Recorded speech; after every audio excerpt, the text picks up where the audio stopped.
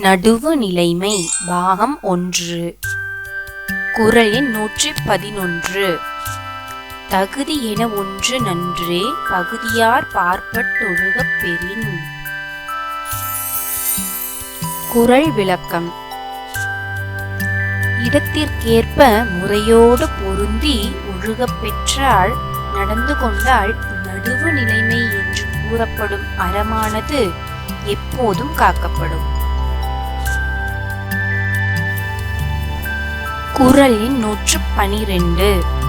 செப்பம் உடையவன் ஆக்கண் சிதைவின்றி எச்சத்திற்கு ஏமாப்பு உடைத்து. குறள் விளக்கம். நடுவு நிலைமையுடன் நடந்து கொள்பவன் ஒருவன் செல்வ வளம் அழிவில்லாமல் அவனுடைய வழியில் உள்ளவர்களுக்கும் உறுதுணையாகவும் நன்மை தருவதாகவும் அமையும். குறள் எண் 113. நன்றே தரினும் நடுவிகந்தாம் ஆக்கத்தை அன்றே ஒழிய விடல். குறள் விளக்கம்.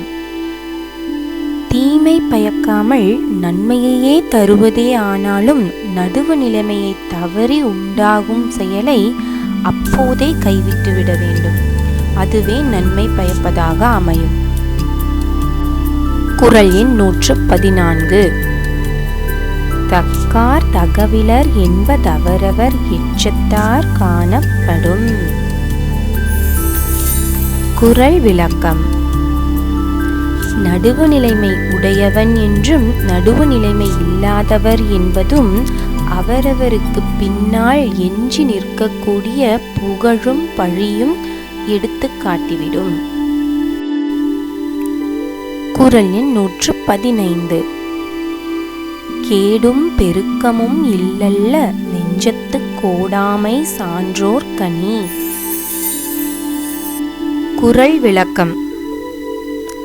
கேடும் ஆக்கமும் வாழ்வில் இல்லாதவை அல்ல. ஆகையால் நெஞ்சில் நடுவு நிலைமை தவறாமல் இருப்பதே சான்றோருக்கு அழகாக கருதப்படும்.